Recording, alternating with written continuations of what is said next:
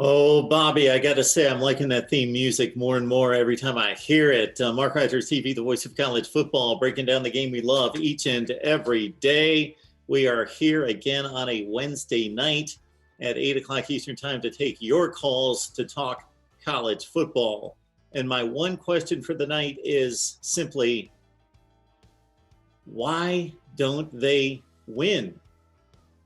We look at a number of programs across the country and the resources, the recruiting footprint, the money, the brand, the prestige, the traditions, the history, and why can't they just win? It's been years and years for some of these teams, and why can't they get it right? All right, this came to mind as well because of some of the recent conversations I've had over the last couple of days on my channel. So I got to point all of you to some of the discussions we've had just today. In fact, Steve Dace of Michigan Podcast dropped by at 5 o'clock Eastern Time today, and we kicked it around for about 45 minutes concerning Michigan football. Now, Steve had me on his show on Michigan Podcast on Tuesday and wanted my take on the Michigan football situation and where they're failing. And I kind of outlined it, and I will get to that in just a second in regards to Michigan football. And if you go to all the points in the process of player acquisition through the development process, you can definitely see where Michigan has faltered in the last 2 to 3 years under Jim Harbaugh. Oh my goodness, Tennessee. Bobby, I'm sorry. Close your ears. Put your hands over your ears. The Tennessee situation, I can't really diagnose that one. It's almost too much of a mess at this point to diagnose. But I think it has started with, as it typically does, with a corporation that goes bad, an organization, whatever the business or nonprofit, that it starts at the top. And then it goes with the hiring practices of the top. And they have not made good coaching hires. Butch Jones, for 2 years, I thought, really had things going when he brought in top 5 to 15 talent at Tennessee, put together those back-to-back 9-4 campaigns. The one team in particular, coming off the bowl win against Iowa, then they vaulted into the next season, and they came oh so incredibly close against some of the best teams in the country. Of course, went to Alabama, had a lead with about 4 minutes left to play. Final drive of the game, they let Alabama off the hook. Oklahoma was a playoff team that year. They went to Knoxville. The Vols led them by 2 touchdowns, lost that game in overtime. They were just incredibly close to being a top 5 to 10 team in the country. And I thought Butch Jones had it going. Now, I always wondered about Butch Jones's style, his approach. Always seemed to be a bit too much of a car salesman to me, a used car salesman. But that's what's going on at Tennessee. And of course, once again, despite, and this just goes to show you how quickly things can change. Now, what's going on underneath the surface takes a long time typically to churn and then reach the surface and for all of us to see. But in terms of what we see on the surface, what we saw just about 6 or 7 months ago was a Tennessee program with a 6-game winning streak, with another fine recruiting class, with a team that came back from 2 touchdowns to win a bowl game against a pretty good Indiana team, and everything looked good. And then even going into this 2020 season, at 2 games and another half of a game into the season, what did we have? The Vols were 2-0, and they were leading mighty Georgia at halftime, 21-17. So you take it at that point, and everything's looking great. Man, this team was on a roll at the end of last year. You see some developing stars like an Eric Gray leading the charge on offense, an offensive line that had been completely revamped and upgraded over the past 2 to 3 seasons. It was one of the worst in the SEC and was loaded up with 4 and 5 stars and playing some really good football. They're leading Georgia, loaded Georgia, the most talented roster in the country at halftime. Sure, they were given a gift touchdown to help them with that lead, but still. And then it all came unraveled at halftime in Athens. And since then, the Tennessee football program has gone back to what we've seen for the better part of the last 10 to 11 years. And I think most of that has gone back to poor coaching, hiring decisions. Lane Kiffin, kind of in the 2020 is hindsight, was a fine addition, but of course he bailed after 1 year to go to USC.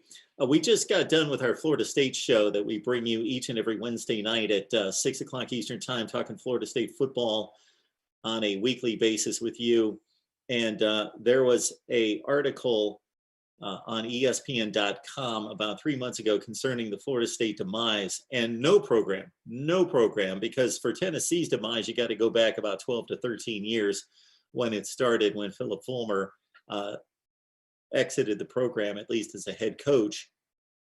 But for Florida State, won the national championship as an undefeated team in 2013, got back to the playoff in 2014.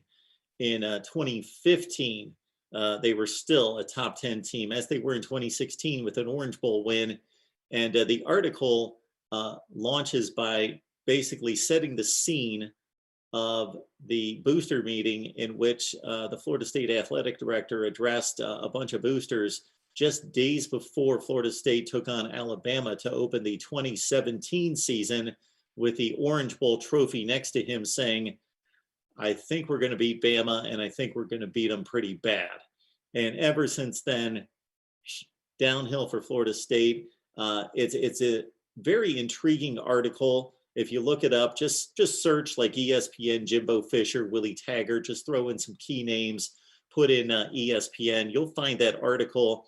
And we just started to scratch the surface on the decline of Florida State football, which I think is unprecedented over the last few decades, going from a national champion, top 10 perennial team, to one of the worst 10 or 12 football teams in the Power Five this past season. I don't think there's any question about that. They were not competitive against anybody who had a pulse. And then, of course, you've got Texas. Why can't Texas win? I thought Tom Herman was a quality hire. He did some good things there. They looked the part much of the time. They did win a Sugar Bowl.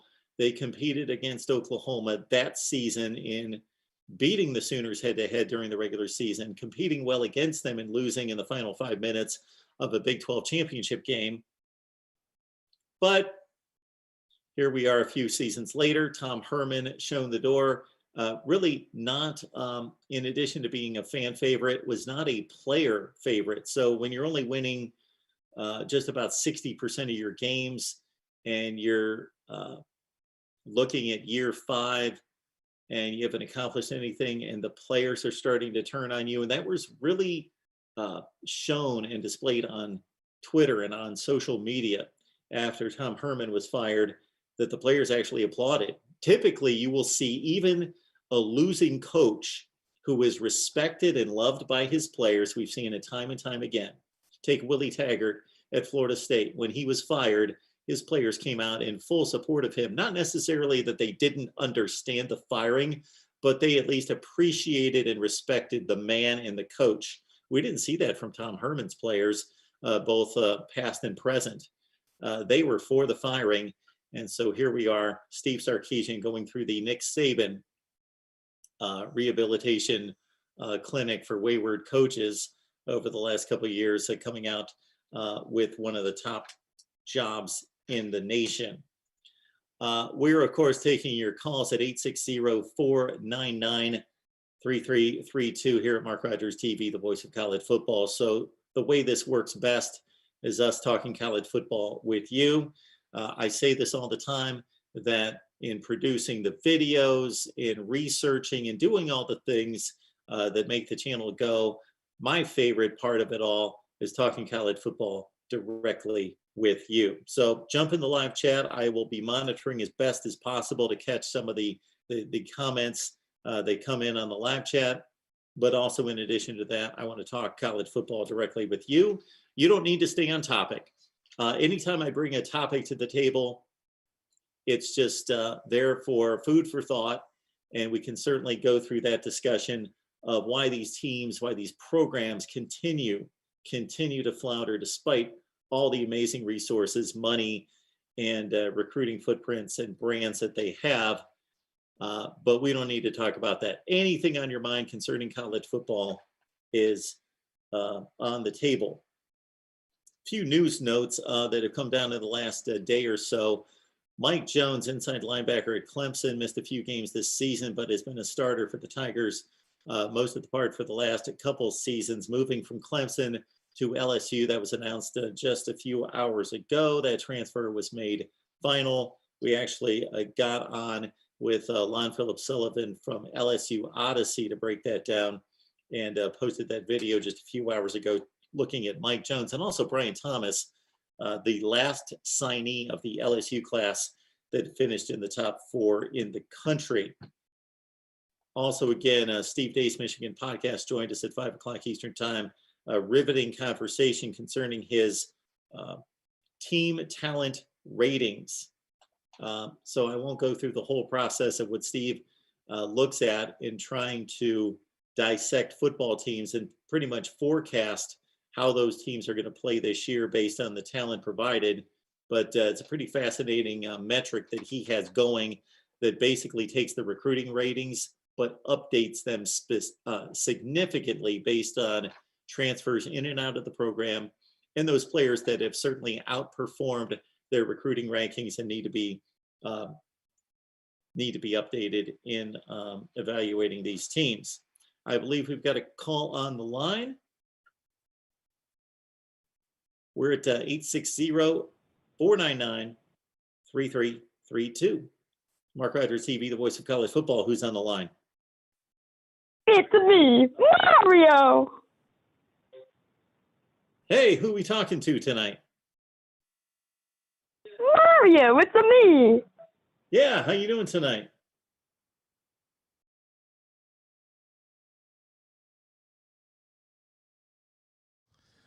We dropped the call. All right. Well, a little dry run through on the first caller for the night, but don't be bashful. Give us a call and let's talk some college football. All right. I posted a video about 6 months ago that kind of plays in line with what we're discussing as well. I went through all the current elite programs in the country, went through also what we would consider to be elite programs at some point in time, whether that's Florida State, Miami, and tracked when was the last time these programs were down. Alabama, when was the last time Alabama was down?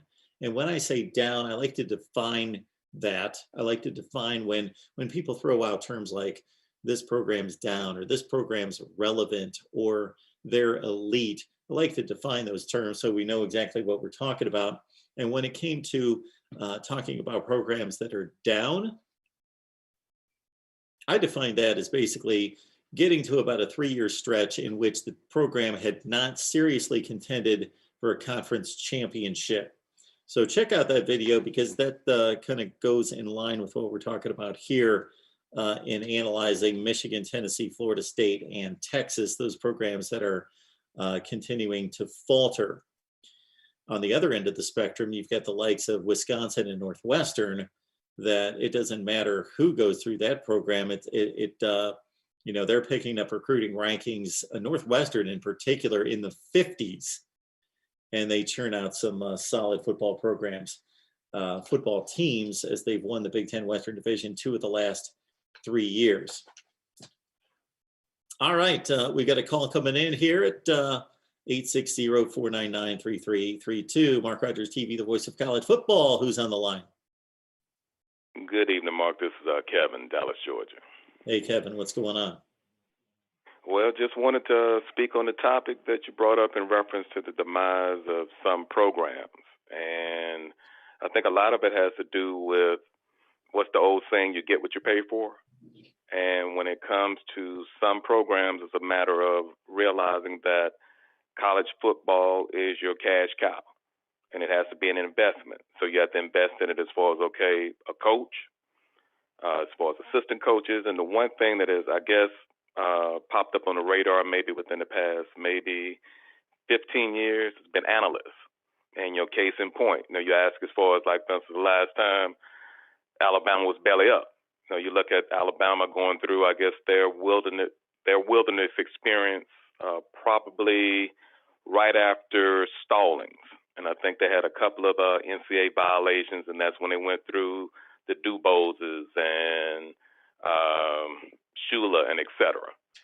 So once they finally, and then just show you just what the difference as far as how the fans look at a particular person, or maybe their spouses for that matter. Rob Rodriguez could have been the coach of Alabama, but the main reason why he didn't go to Alabama was because, hey, the fan base, before he even put his name on paper, didn't particularly care for his wife. So then you had as far as Mike Price from Washington State, for whatever reason, before he even signed his name on a piece of paper, going down to a strip club in Panama City with his son. So all those cases, as far as Alabama wilderness experience, and then, hey, they wind up, putting all their eggs in one basket as far as Saban, and like they say, the rest is history. Yeah, it's a fascinating exercise to go through any particular team's history, especially if they've achieved to that level, and say how many times along the way leading up to that point in which they became the gold standard, could things have gone awry? Could they have gone a different direction that would have never led Nick Saban to be the next head coach at the University of Alabama? And the one that's brought up more than any is the Drew Brees physical with the Miami Dolphins, which kept him with the San Diego Chargers and left Nick Saban void of a quarterback in another losing season at Miami.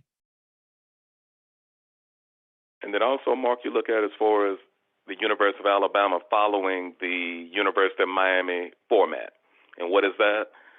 Pretty much instead of allowing what the University of Miami was doing during their heyday, as in instead of Dade and Broward County just simply being Dade and Broward County, they were called the state of Dade and the state of Broward as far as South Florida, and going in and getting those kids. So University of Alabama, you look at just their 21 class. Their 21 class out of 26 recruits, 7 of them from South Florida and the other 7 for Texas. So to make a long story short, not only as far as what I stated earlier, as far as the blueprint, as far as your program, but then also being able to go into what do they say as far as Star Trek? What man has never been before, as in South Florida, as in Texas. How in the world can regardless of how big a name that the University of Alabama has, can go into the state of Texas and get over half a dozen kids, going into South Florida habitually and getting over half a dozen kids, and then also being able to cherry pick, as we say, as far as this country from sea to shining sea. So. Appreciate that, Kevin. Anything else you got on your mind? Well, just a matter of it just kind of pains me. We talked about this as far as when you see some of your quote blue blood programs, being belly up now. When you look at, say, your Michigans and I would even go to maybe a lesser degree USC, Florida State, and you could pretty much go on maybe about a half a dozen to 10 programs that are like that, and it's a shame, because they really should be, because those programs know good and well as far as how much their program means to their institution. Sometimes people, when they look at programs, they look at it just simply being, okay, it's a part of one of the athletic programs at the school. But not, it's on one hand, as far as on the financial side, it's a moneymaker. But then also, hey, one of the selling points to any school is your football program. So it just kind of blows me away as far as why those schools have not made the investment, haven't tweaked, if need be, as far as their programs, so their programs can recapture what they once were. Kevin, it's always good to hear from you, man. All right. Well, thank you very much, Mark. I appreciate what you're doing. You take care and have a good evening now. Have a good night. Appreciate that. Bobby, one more time. I didn't have you on the right screen to be able to tell you to tell what we had coming up here. But if we've got another call, we'll take it. We got Michael Hogue, of course. Boiler up, Michael. Hey, Mark, how you doing tonight? I'm doing great. How's it going? Pretty good. The system's a lot better for you. Hey, anyway, I got a question. This is an interesting topic and stuff like that. With Purdue, someone having success in the 60s, and then going downhill most of the 70s and stuff like that, why is it some teams go through this and others don't, but maybe for a 2 or 3 year stretch? Well, there's a lot of reasons, and I think it depends what level program we're talking about, but hiring is so critical in all of this. When you talk about who you're hiring to run a football program, because that guy is everything. Of course, he needs help, he needs support, he needs to hire well himself to build a staff to do all the things that he can't get to. But to hire what has become a CEO of a corporation of sorts, a minor one in a football program, is just the hiring process is huge. I agree with you. And it seemed like when after Bo Schembechler left Michigan, when I'm not mistaken, but didn't Gary Moeller take it to Rose Bowl and then kind of have a few decent seasons, and then Lloyd Carter stepped it back up, and then since then they went downhill? Gary Moeller took over in 1990. So Schembechler took Michigan to back-to-back Rose Bowls his last 2 years in 88, 89. Unfortunately, lost his last game. It was in the Rose Bowl against USC. Moeller takes over. They tie for the Big Ten championship in 90. They go on to go to back-to-back Rose Bowls under Gary Moeller. He actually had an undefeated team with 3 ties. And he had some off-the-field issues that became his undoing. And I don't want to go into that just because it's been so long ago I haven't looked into it. But I remember from just living through the experience that was his demise, was more off the field than anything else. And that's why Gary Moeller was only there for 4 seasons. But he won. Yeah. But I'm trying to figure out, if I'm not mistaken, when Jeff George, after he left Purdue, didn't he take, when John Malkovich was the coach there, didn't Illinois go to the Rose Bowl in 1990? No. What year was it? I thought Illinois went to the Rose Bowl when Malkovich was his coach. No. 1990, Iowa went to the Rose Bowl out of the Big Ten. And then it was Michigan 91, 92. Illinois went in 83, and they haven't been back since. Okay, what bowl was it? Because I thought they was like tied for the conference champion. I mean, I could be wrong because I know Jeff George Schaefer from Purdue and stuff, and then they had a decent season there with Malkovich, which I think was the worst mistake they could have done, because I think he could have had some success with them, or was it there was some other issues and they had to get Lou Tepper? Yeah, there was an interesting conclusion to the 1990 Big Ten football season. Ohio State could have won the league outright. They were playing Michigan. It was the 13-13 tie, and Ohio State needed to win the game to go to the Rose Bowl and win the conference outright, because they were the one team that had a tie. So they had a different record than everybody else. John Cooper elected to go for the win on a 4th and 1 play. Michigan stopped an option play with Greg Fry at quarterback. Michigan kicks the game-winning field goal to create a 5-way tie for first place in the Big Ten in 1990, and Iowa went on to the Rose Bowl. But Illinois was really good that year. They had a 10-2 season, had some really good years there. And 88, 89, 90, 91. They actually beat Ohio State 5 consecutive years. And John Malkovich was an excellent coach. They had Mike White during that time in the 80s when they were really good. Lou Tepper had some decent teams, but the last really good Illinois team or decent Illinois team was in 94 with Simeon Rice and can't remember the other linebackers, and Kevin Hardy at linebacker. I'm trying to think one last thing before I let you go. When Kirk Kickner took the Illini to the Sugar Bowl in 2001, 2002, who was the coach for the Illini that I can't remember? Was that Ron Zook, or was he in Florida still? I don't think it was Ron Zook. I don't think it was Ron Zook. No, it wasn't Ron Zook. I'll have to get back to, oh my goodness, I can't recall who that was. Illinois in 01, yeah. They got blasted by Nick Saban in LSU. Kurt Kittner at quarterback. Yeah, I remember it well. But Yep, I was trying to think who the head coach was. I don't know. It sounds like I got Ron Turner. some homework here. Ron Turner. Okay, that's who it was. Thanks. There you go, Ron Turner. All right, and I don't think he was a bad coach. I think he just had a couple down seat with recruiting and stuff like that. But anyway, great show as always, Mark. Get some dinner, and I'll talk to you soon. Good stuff, Michael. Appreciate it. All right, thanks. Dominic Bye. on the line to talk to the voice of college football. Dominic, how you doing? Hey, I'm doing great. How about you? I'm doing well. What's going on tonight? Oh, nothing much really. I'm just chilling, ready to talk some college football. So, let's get to it. So, I actually talked with Uncle Lou the other night about a Notre Dame game in 2031, and it was against Florida. Okay. And how did that conversation go?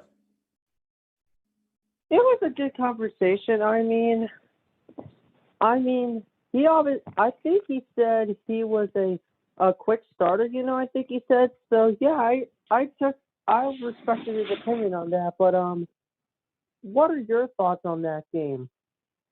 What are my thoughts on Florida and Notre Dame playing in 11 years?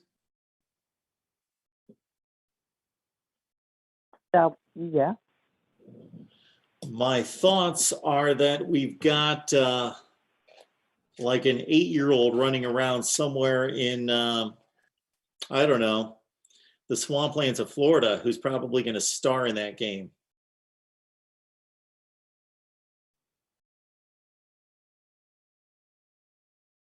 All right. That's pretty much what I'm thinking about that game right now. And I'm thinking that Brian Kelly and Dan Mullen, most likely, not saying this for sure, will be far, far away from Gainesville or South Bend at that point. Most likely, maybe not.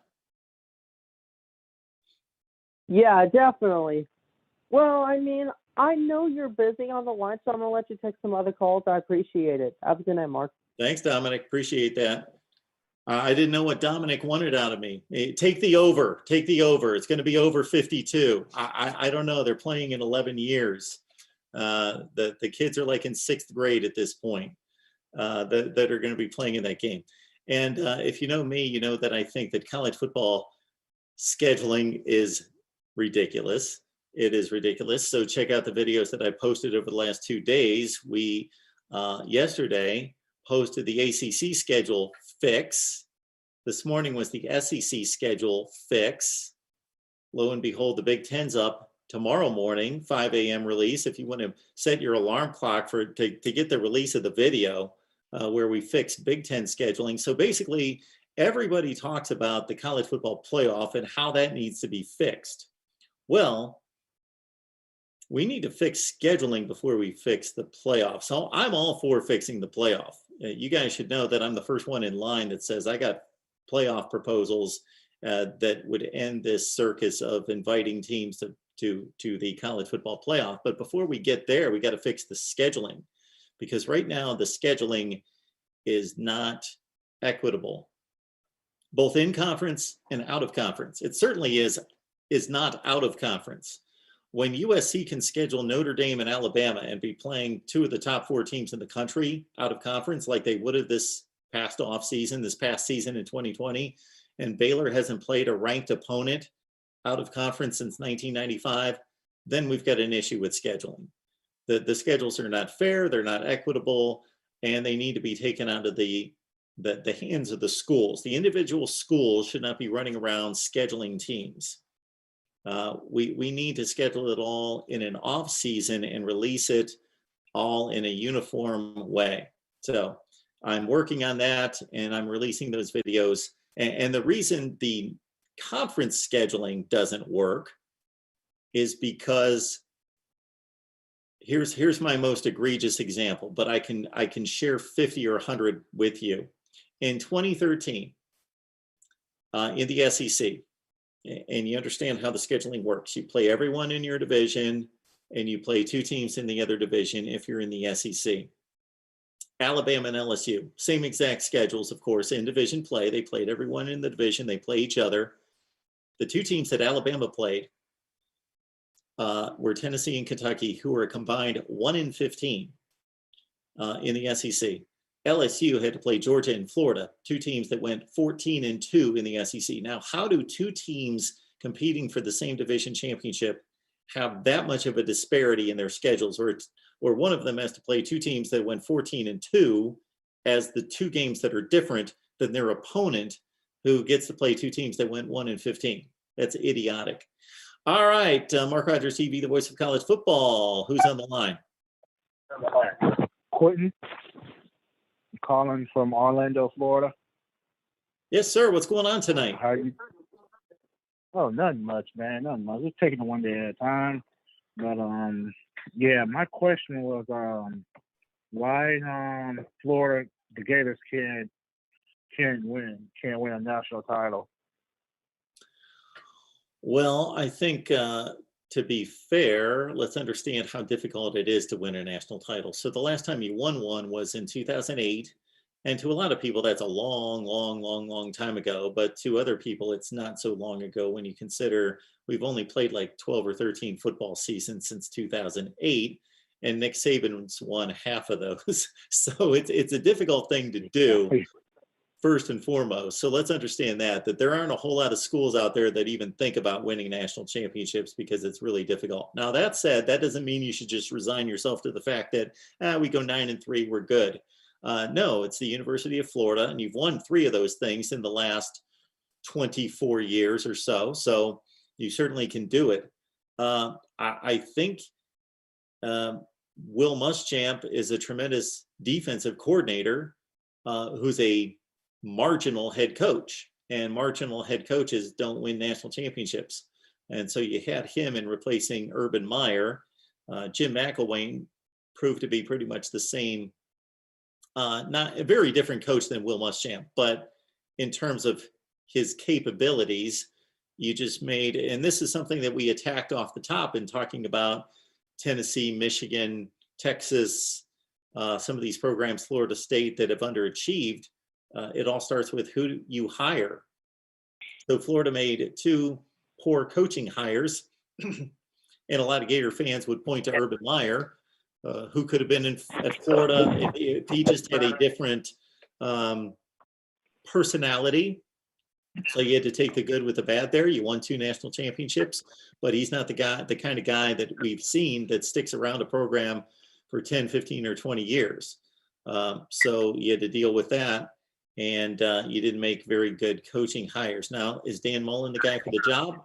I'm not going to confirm that Dan Mullen is a slam dunk hire and that level of a coach. I don't think he's proven to be that. Do I think he's capable? Well, I believe he proved at Mississippi State and through his first couple of years at Florida that he's capable. He's got some oddities to him. There's no question about that. If you need a guy to play Darth Vader on a news conference Monday, or to run out in the middle of the field and exasperate and escalate a fight, he'll do that too, but he can certainly scheme an offense about as well as anyone in the country. But I don't know if he's the guy to win the national title, but he certainly got the team to the SEC championship game and played Alabama better than anyone did this year. Well, Jim McElwain got them to SEC championship that twice. So yes, he did. As far as that accomplishment, what Dan Mullen did, that doesn't hold weight to me, in my opinion. But do I feel like Dan Mullen is the man for the job to win a national title? No. Why? Because I think he's too emotional, and I don't think he's a top tier head coach. I think he's a good quarterback coach and a good offensive coordinator. But as far as head coach, I don't think he's that. As far as a top tier, But yeah, and I do think that Jeremy Foley, the former AD, I put the blame on him too, because he made the bad hires of McElwain and Muschamp, and plus he didn't want to spend any money for the athletic department, for us like update the football facilities and stuff like that. So I blame him also for why they haven't, won a national title or close to a national title, So, but yeah, that's just my opinion. How do you feel about that? Well, the one thing I'm going to say in response to your running down SEC Eastern Division championships is, like any good argument or discussion, we got to start with the facts. And you're right, McElwain won the East twice, but then you got to put it into context. This team that we saw at Florida the last 3 seasons got progressively better. Mullen's first team was decidedly better than the team that he took over, and then he raised the bar. They won another game, and they were more competitive the next year, and then they broke through Georgia and won the East. So those teams, and especially the team that we just saw on the field in 2020, even though it didn't look good at the end, it didn't finish well for Mullen, that team is so much better than the teams you're talking about in 2015 and 16 that lost to Alabama by 40 points in the SEC championship game. So we're talking about 2 different levels of team, even though they both accomplished an Eastern Division championship. One of those Florida teams lost to Florida State 30-2 at the end of the season on their way to Atlanta. So they were pretty awful. Relatively speaking. But, they were a defensive team. Yeah, they were. But I do feel like the 2015 Gator team, before Will Greer situation happened, was a pretty good damn team. But absolutely, I can agree with you there. I feel like that team was better than what Mullen's first year of here at Florida. Yeah, Mullen also took over. Won 4 games. Yeah. The team did go 4-7. Yeah. Well, we were kicking around a little while ago what ifs concerning Alabama, and you've got a good what if right there. It would have been fascinating to have seen what Florida would have done that year with Will Greer at quarterback the whole time, because what he did at West Virginia was, he hasn't turned into an NFL prospect, but as a collegiate thrower, he was phenomenal. Yeah, true. Yeah.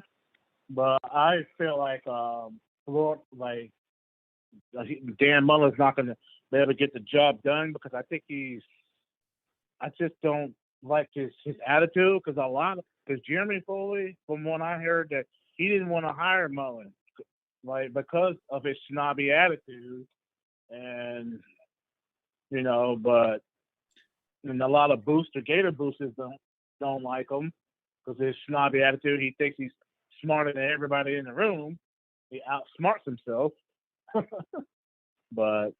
And I think he made the wrong hire as far as his staff, because Todd Grantham is, that guy is dumber than a doorknob.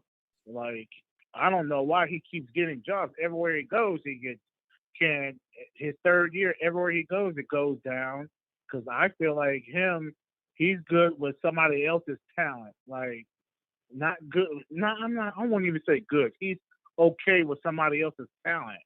But when it comes to his own recruits, his own talent, he can't get the job done. And Florida, these past 2 years, can't run the ball. And I also put blame on the offensive line coach, on John Hevesy. How you can't run the ball for 2 years straight?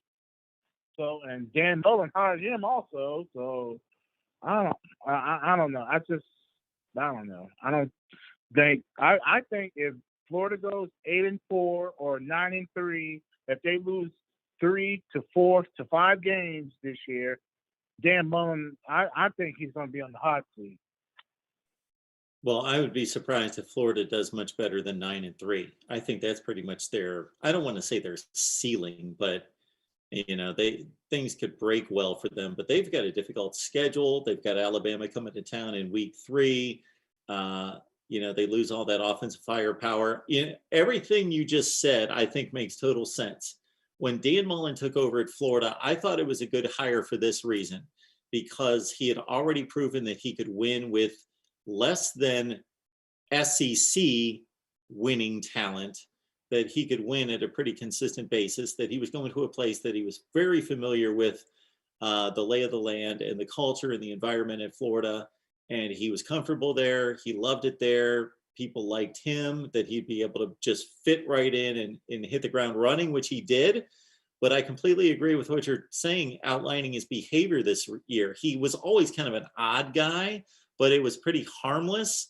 But this year, every time the guy turned around, Florida they had the strangest season from the standpoint, if you would have told me before the season started, Florida's going to win the East, beat Georgia, and play Alabama better than anybody, I would have said that's a win-win-win for Florida. Great. That's another stepping stone. But then if you would have said they're going to have this shoe fiasco against LSU, Dan Mullen's going to make excuses about going to Texas A&M and losing by a field goal because the crowd noise threw him off, and he's going to dress up like Darth Vader, and he's going to escalate a fight against Missouri, and then he's going to go into a bowl game and make a million excuses about why they're going to get blown out, and he's going to coach a garbage game, and his team's not going to compete. With all the offensive personnel that missed that game in the Cotton Bowl, if Florida would have shown up and lost by 2 touchdowns to Oklahoma, people would have understood. They would have been like, okay, Kadarius Toney and Kyle Pitts and all that offensive personnel is not there. We understand that they were going to lose that game.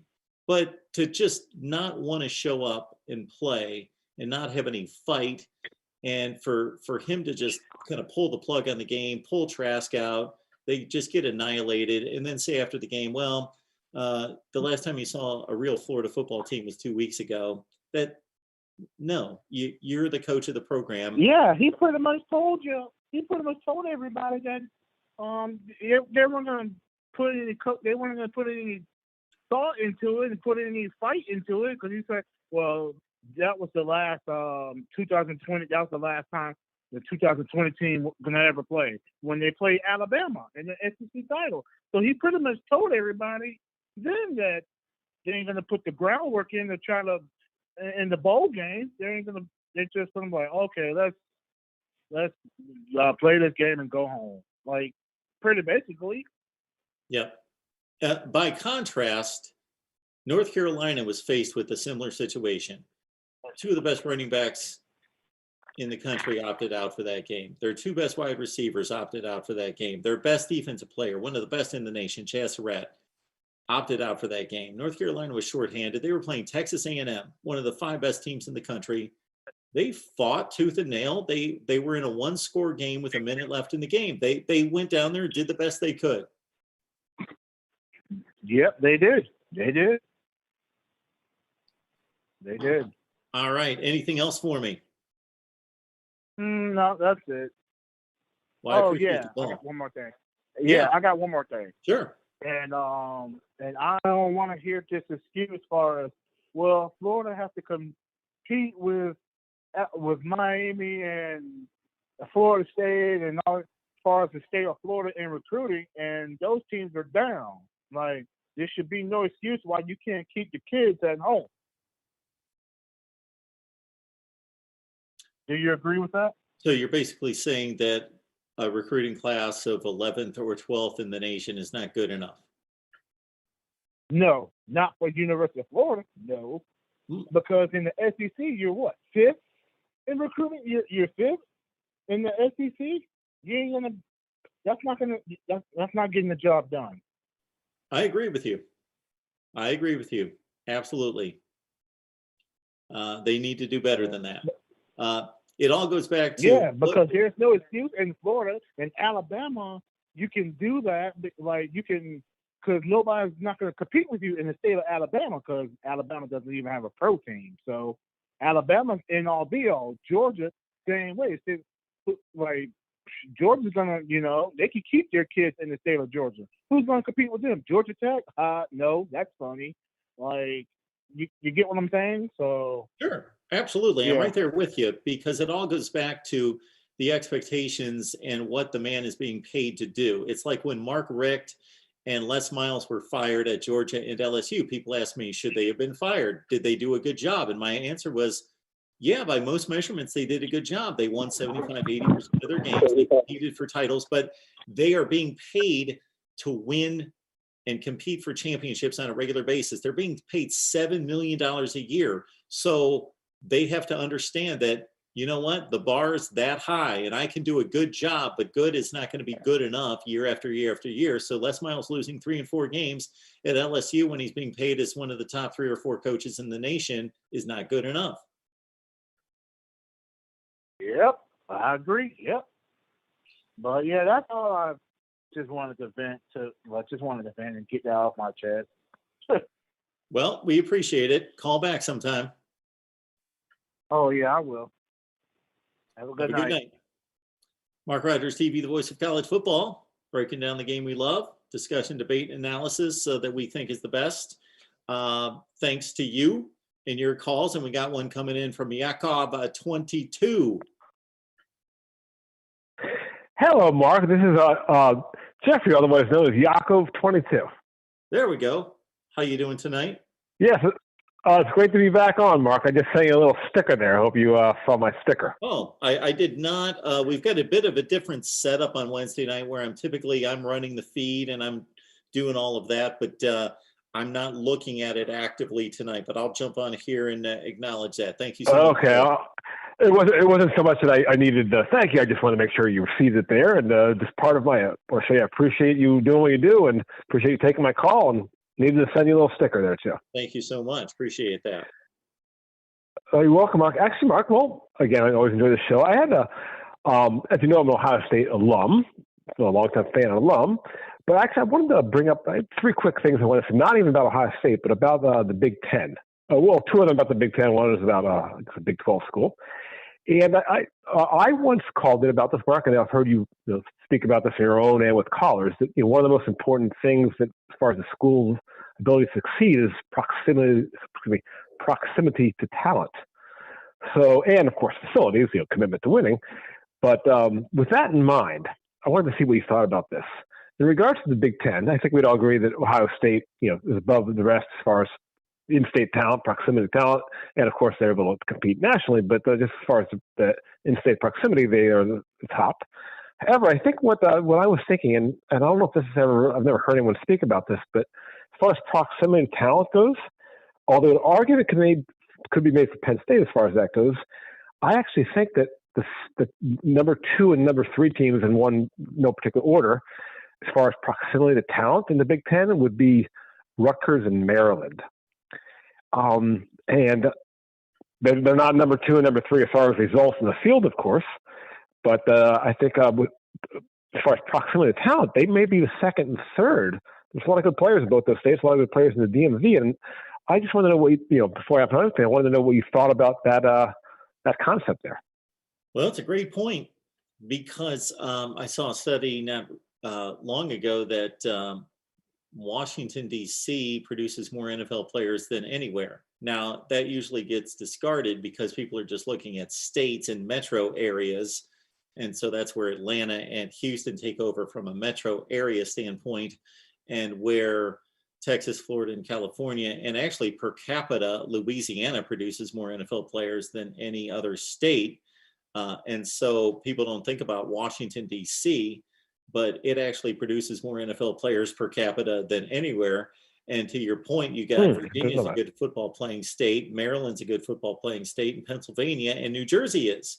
They're not massive, remarkable, but you put all 4 of them together and they're all in that top 7 to 12 range nationally in producing high school football talent.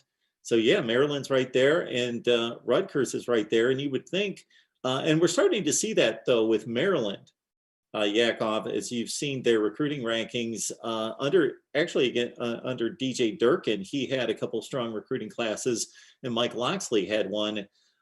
This past 2021 class was top 20 in the nation. Well, yeah, a good point, Mark. It could be with the right coach at both those places. Certainly, I think recruiting-wise, Maryland might have the right guy, and as far as organization, looks like Rutgers might have the right guy. You think we might be able to see those two schools? Perhaps I've always thought they both have the potential to pass Michigan State. Now, Indiana's kind of the wild card right now, but those two schools have the ability. One of them, obviously, because only one of them could be third, but I think one of those schools with the right coach could be third in the Big Ten East.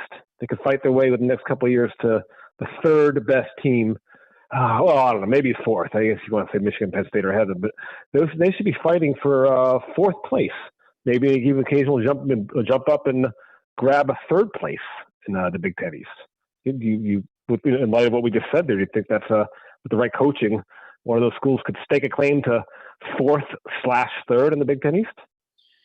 Well, what we know about Rutgers over Maryland would be that Greg Schiano is capable of producing a winner. So he's done it before at Rutgers, albeit in the Big East and not nearly as a competitive a situation as he faces in the Big Ten.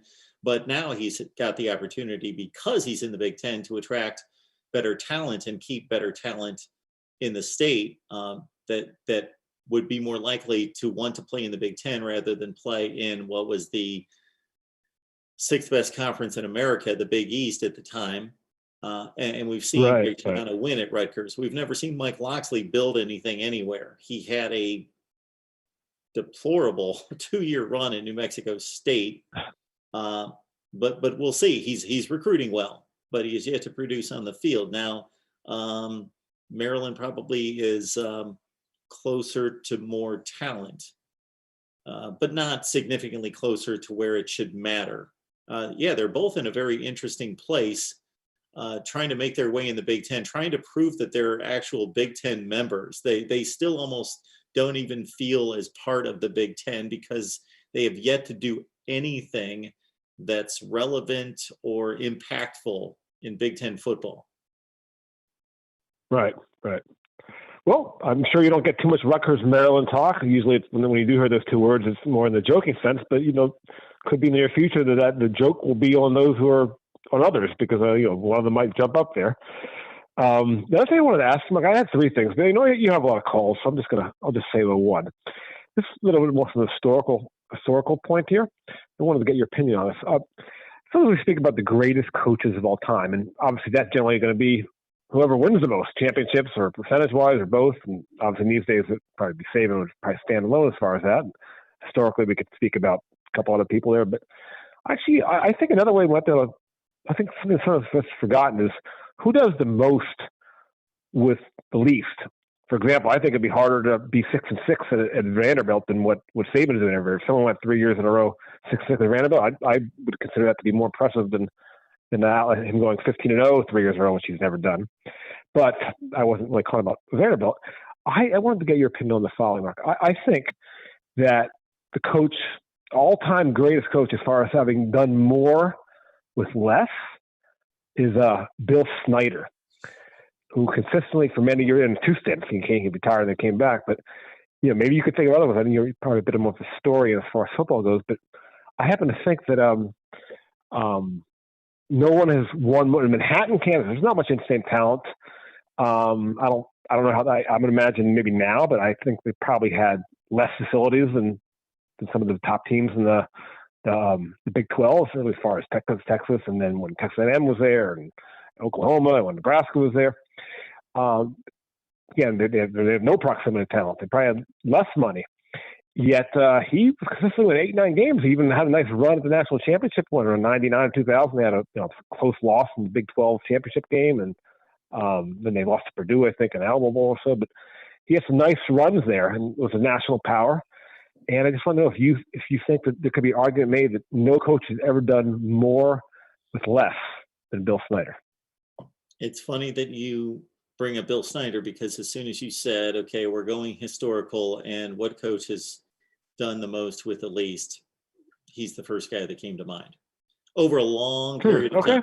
So there have been guys that have stepped in, like a Jim Harbaugh at Stanford, where Stanford was bad for about 10 years prior to Harbaugh.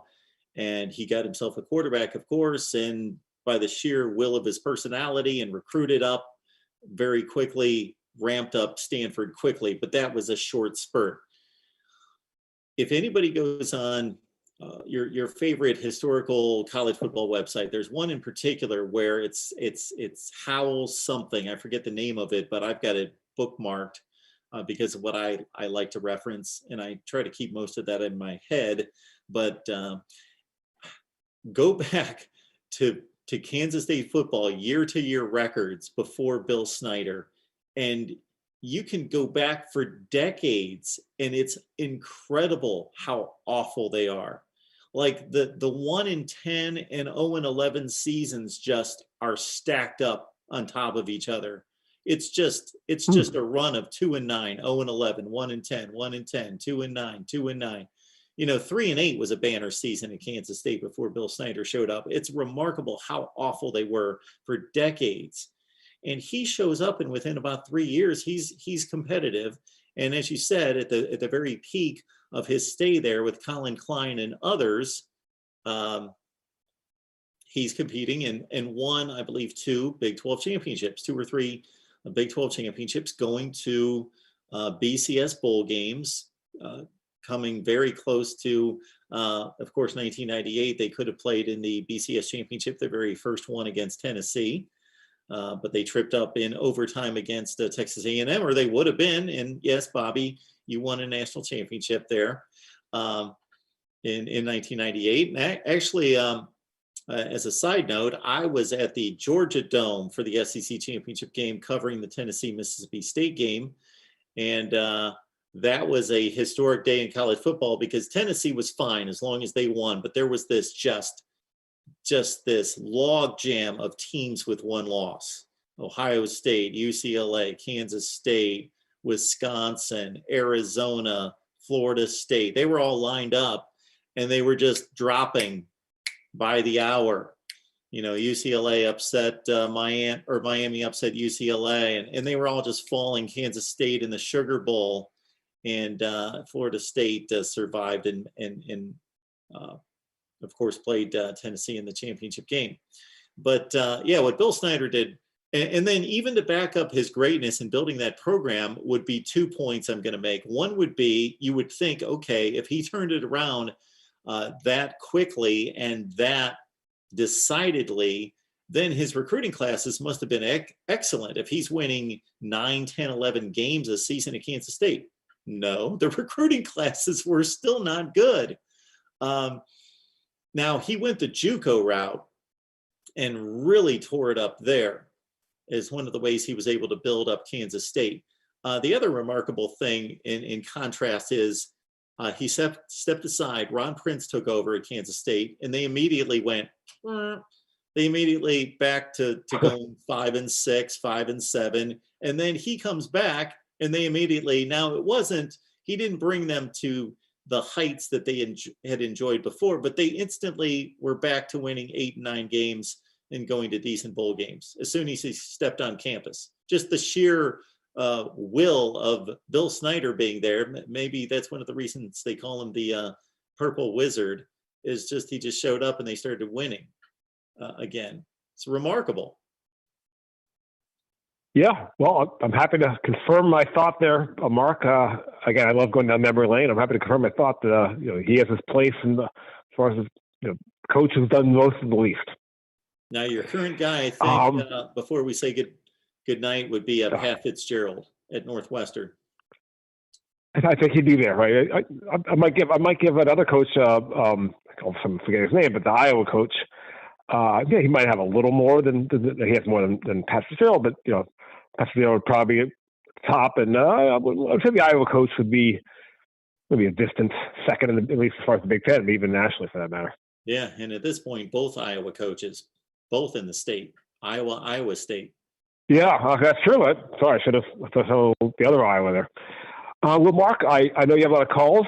Appreciate you values and things with me, going down memory lane, and I look forward to listening to the rest of the show.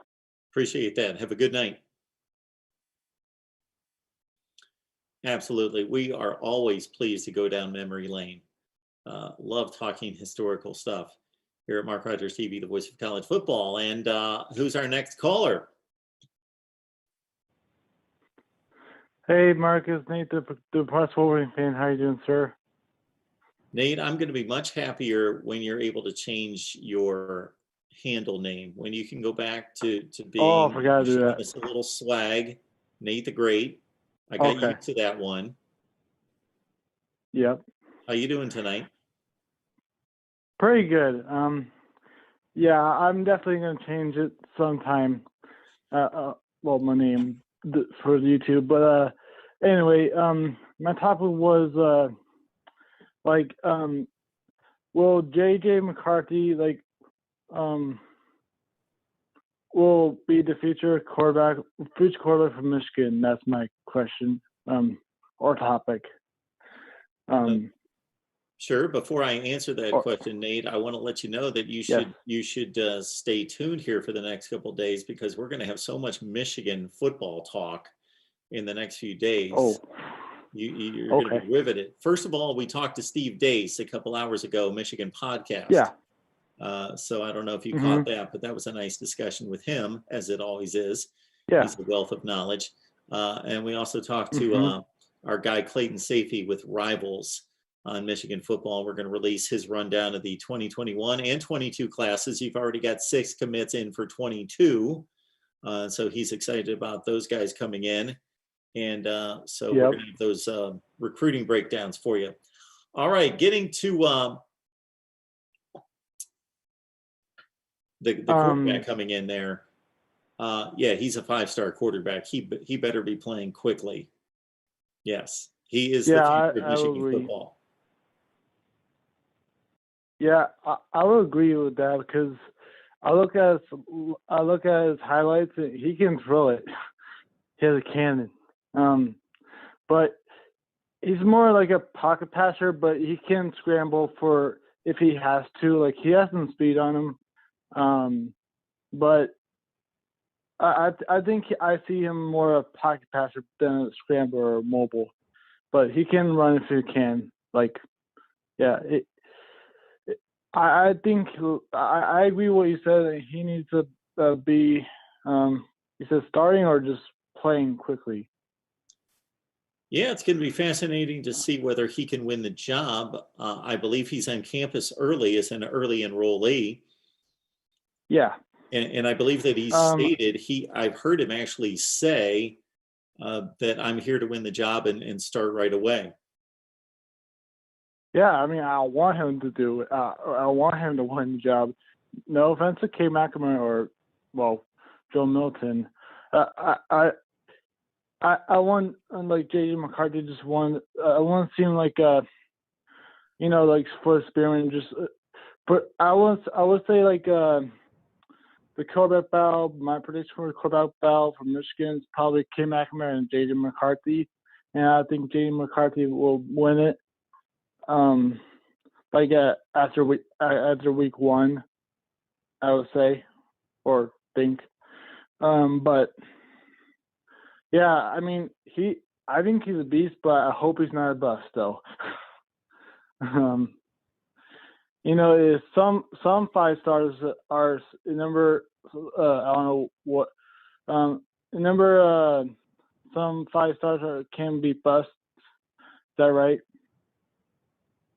Oh, anybody can be a bust, but there's less likelihood that a 5-star is going to be a bust than any other star rating. So keep this in mind. I know that we've got 130 teams playing FBS football. They sign over 20 players per. So you're talking about 2,600 to 3,000 players get signed each recruiting year, and we're talking about 35 to 40 of those guys are 5-stars. 35 to 40 out of almost 3,000. That's rarefied air. So for you to get one of those at quarterback, you better take advantage of that. Harbaugh and Gaddis better develop him, and he is your ticket. Yeah, I agree with that. Yeah, I agree, and I would like to see like guys like development. I don't think it's just guys. I think it's both of them, Harbaugh and guys. But I mean, Oh, we lost Nate. We've got David Knight on the line to talk up some college football. David, how you doing tonight?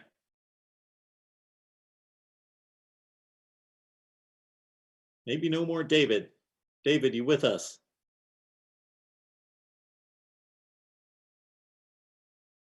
All right. Hold on, we just had a little technical difficulty. I'll get David on the line here. Okay. So we're still waiting for our next call to come in here. I want to recognize Johnny Bays. Johnny Bays on the line with a super chat contribution. Johnny, thank you so much for that. Johnny says, finally paying my bet off for Bama winning the Natty. Haven't been able to watch a stream live since the title game. Go Irish. All right. Thank you so much for that, Johnny. Appreciate that. Keep in mind that you support the channel in a number of ways. Smash the like button, share the videos on social media. So this is what I've been emphasizing here in recent weeks, that if you enjoy the content, kind of makes sense that somebody else might enjoy the content. So please share the videos out on social media. That helps spread the word, because the people that follow you on social media, that are connected to you on Facebook and Twitter, most likely have no idea who I am or that we're here talking college football every day. I believe we've got David on the line. David, how you doing tonight? Hey, what's up, man? I'm good. What's going on, sir? Hey, I wanted to ask you a question, and you may know the answer to this. It's always intrigued me. During the course of the game, when players are coming in and out, whether it's offense, defense, whatever, who is actually the person saying, I'm going to put this running back in now, I'm going to send these two wide receivers in now? Is that the head coach? Is the assistant coaches, the position coaches, or is it a collaboration? Okay, well, that's kind of a complicated question, but it's a great one. So obviously it varies from team to team. I'm not going to make up something that I don't know. I'm going to give you what I know and then leave the rest up to say it depends on the team. So the man that's going to be most in charge on most teams for that decision and to shuttle in the personnel is the offensive coordinator, because he's calling the plays and he knows what players and what packages are the complement for that particular play. But then Sure. his position coaches obviously have to be on the same page and know, so he's got to get all that communicated.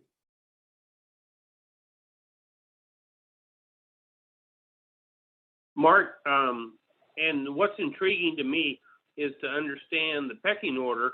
And I'm sure the pecking order varies, as what you just said, from team to team. Yeah, because especially in this day and age, so what's fascinating to me is that we go through trends and cycles, and it's somewhat related to the NFL. The NFL used to steer college football. College football used to copy off the NFL. If you go back to the 80s, when the NFL had spent most of the latter portion of the 70s developing and sophisticating the passing offenses, then college football teams like Florida State and Miami and BYU started to replicate what was going on in the NFL, and it became a copycat system. And then later Florida and others brought spread formations and the passing offense, the pocket style passing offense, the pros formation and approach to college football. Within 10 to 15 to 20 years later, it's more or less college football steering the NFL. And you see all the concepts that we've seen in college football for the past 15 years with the likes of, Urban Meyer comes to mind, and Mike Leach, and the things that they've done, in particular, being acclimated and introduced into the NFL.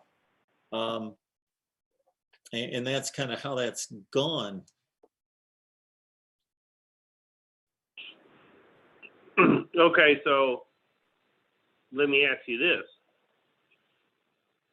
When you think about head coaches, you think about offensive coordinators, you think about assistant coaches, do you think there are any risks at some point in time where things get a little heated or debated because a positional coach feels a certain way about one player versus an offensive coordinator saying, hey, I want this guy in. And for example, Mark, you and I talked quite some time ago about when they would leave Dobbins in there when the game was clearly out of hand. I mean, it was done, it was finished. But yet they were riding him like a borrowed mule. And it's like, hey, man, let some other guys get some game time, real life experience, right? But they just kept running him and running him. It was like, I got it. Maybe he didn't want to come out because no player ever wants to come out. They want to play, and I got that. But, wow, it's like, let him be fresh for the next game. I mean, do you see anything about that? Before I get to that, David, I did a poor job of closing my previous statement because I was going through that whole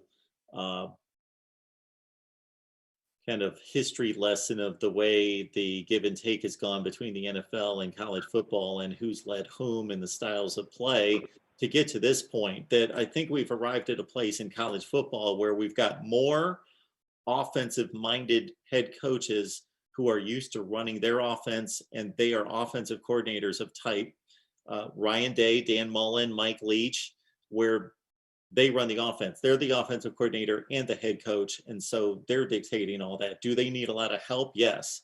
Now to your next question in regards to there being heated debates. Well, to a certain degree, that's healthy. You got competitors. They should be strong-willed. They should be very decisive in how they feel about what's the best way to go, who are the best players to play in that scheme. So you want strong-willed, strong-minded people at the same time, but it's up to the head coach to define roles. And the roles better be defined before game day in week one to know, okay, we can value your opinion and we want to hear from you. And we want strong, opinionated people. We don't want just everybody to nod their heads and do what they're told. If you want to fight for a specific player or package or scheme or play, then go right ahead. We want that within a structure because otherwise everybody needs to know their role on game day, and you can't have too much infighting trying to communicate plays in a matter of seconds to players and get everybody lined up and ready to roll. Yeah, because it becomes chaos at that point. Last question. If you think about the evolution of the quarterback, and this segues into what you were just saying, where pro football teams are looking at colleges that like it used to be the drop back passer was the classic quarterback in the NFL. And now you're starting to see these guys that have that ability to be mobile in the pocket, scramble, rush for yards, pick up first downs, take it downfield. I mean, I caught part of one of your talks about Patrick Mahomes, who most definitely was running for his life that entire game. In the Super Bowl, which I found to be very boring, but that's beyond anything. And then you go back to Michael Vick, who was just like, to me, I thought he was an awesome quarterback, but he took a pounding, man. And Lamar Jackson, who I love watching play in college, and now he's in the NFL, and I worry about him taking a pounding. Like, there's a really good attribute about being able to be mobile, but it also can get you into trouble. I'm done. Yeah, there's no question about that. One of the reasons we see everybody run the same offense in college football, and now 3/4 of the teams in the NFL run the same, and I mean the same approach. The approach being that the concept is that we want to have more players on the field offensively be a threat against the defense than what we've seen in previous years. So basically what the quarterback was always a non-factor once he handed the ball off. He hands the ball off, he's watching the play, he's not blocking, he's not a running threat, he's nothing. So it's 10 on 11. And somebody scratched their head one day and said, why don't we make this quarterback, especially since we've got a fast guy, we've got a guy that's elusive, or we've got a Tim Tebow type that can lower his head like a fullback and gain some yardage. Well, let's utilize this guy. Let's make this 11 on 11. And then somebody else took it to another degree to say, you know what, we're going to put the defensive end in conflict. That's the word I was looking for, in conflict, and make him have to decide what we're doing every play. We're going to stress him out, and by extension, the rest of the defense, the outside linebacker and the safety that's playing on that side, because they're not going to know until the very last second what we're doing, whether we're going to hand it off. It's almost like a triple option, but to a different degree with the passing offense in play. And that's what we're going to do, as opposed to the quarterback just dropping back to pass and maybe running a play action fake. And that has changed the modern offense. But in addition to that, what I find interesting, even though it's being run in a much different way, if you just watch the formations, go back to an old style 1940s clip of your college football or NFL game, especially college football, and they're basically doing the same thing. Now it's being run much different, and the sophistication of the plays and everything, they're kind of recycling the same plays over and over, but they're basically snapping the ball in a spread formation that left the NFL and college football for decades until Tom Landry and the Dallas shotgun offense brought it back. But they're running a shotgun offense, and they're faking the ball. They're putting the ball in the belly of the fullback, and they're running, like a jet sweep guy across the field. Yep. They're doing all that. So, okay, one last question. Yeah. Before the season started, I always say this. I'm a Notre Dame fan first. I graduated from Purdue, so Purdue second, Ohio State, because I have some really good friends that love Ohio State, so I go with Ohio State as well. I predicted at the beginning of the season that Ohio State would win the national championship. Okay. Where do you think, other than not being able to play the full complement of games, where do you think they may have failed? Because when I was watching Alabama and Ohio State play, I was texting and calling my friends. I said, man, you guys don't give up. This is just momentary. It's just momentary. They're getting a little bit behind, but they're going to come back. What did you see, Mark, as where they just didn't come through the way they normally do? Well, David, before I address that, I'm going to take the opportunity to let everyone know, I probably reminded everyone this about 14 times after the game, that I predicted Alabama to beat Ohio State in the national championship game before the season started. So I'm not going to be able to say that, every year that I got the national championship game exactly right before the season started. But, the link's out there. It's all time-stamped and proven. But Alabama over Ohio State was my preseason selection. Well, this was a perfect storm in a negative way for Ohio State. Ohio State fielded its worst secondary since like the late 80s. I'm serious. I went through this and thought, when has Ohio State had a worse secondary? And basically, I've got to go to the late 80s or early 90s. Like Ohio State was down between like 88 and 92 in that range. You would have to go back that far to see an Ohio State, because usually they're loaded in the secondary, loaded. Of course. They've produced more NFL defensive backs than anybody over the last 10 years, them and LSU. So that's one huge issue. What led to that was defections to the NFL, plus they had a ton of injuries, both in season and preseason. 1 year ago prior, we saw Sean Wade leave the college football playoff targeting Trevor Lawrence, and his replacement, Amir Reep, was supposed to be an integral part of this Ohio State secondary. Well, he had a domestic violence issue in the offseason, so boom, he was kicked off the team.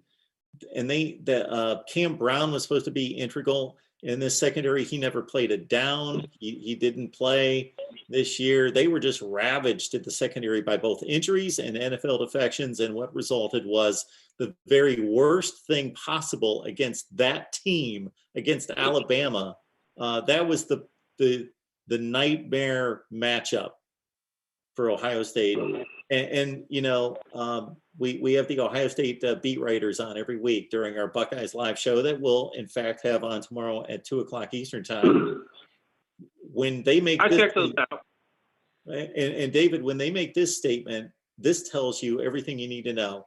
When a coaching staff cannot play the scheme that they want because they want certain players on the field because they don't trust other players. Ohio State against that offense played more linebackers in that game than they wanted to. They should have been playing more DBs, but they trusted the linebackers to at least be in the right position. And their linebackers were better players. So they had to play a scheme that they didn't even want to play. So that tells you all you need to know about how bad that matchup was. I got you. Yeah. Well, that's something. Yeah, it's because, like, I would say this, Mark, for people that really don't know the schematics and the roster of Ohio State, then you can't really say anything one way or another, right? Because you just don't know. But I had predicted Ohio State to win the national championship, and you know, I'm not buttering your muffin, and I'm not trying to appease my friends, blah, blah, blah. I just felt like from the recruiting classes and Ryan Day, the coaching staff they have in place, that they would put together the team that would beat everybody. But, you know, I guess I was wrong. Well, you were wrong. You were right, aside from one other team being out there. so yeah, I know. The best team in the country. Yeah. All right, okay. David. Well, sir, take care. Let somebody get on there, man. Thank you. Absolutely. We always appreciate it.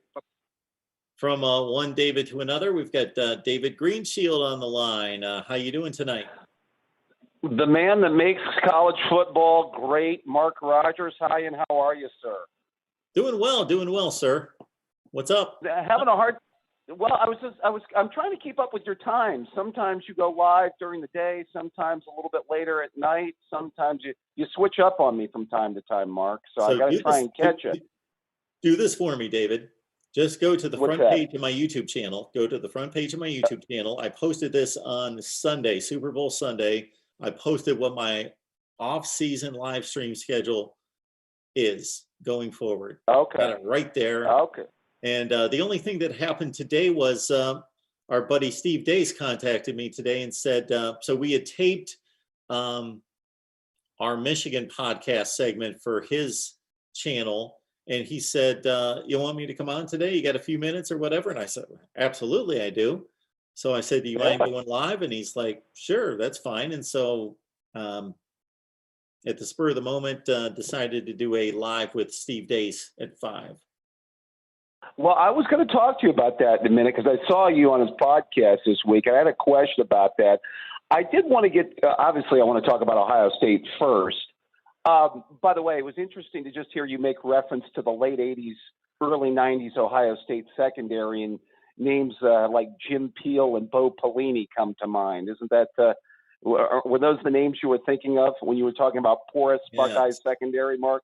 Old number 36 or number 46 and Pelini 48. Yes, those are the guys. Yeah, you were probably a little bit more fond of Greg Rogan and William White and Sonny Gordon and that crew in the mid-'80s, I'm sure, right, Mark? Well, some of those guys at least made the NFL. William White had a nice career with the Lions.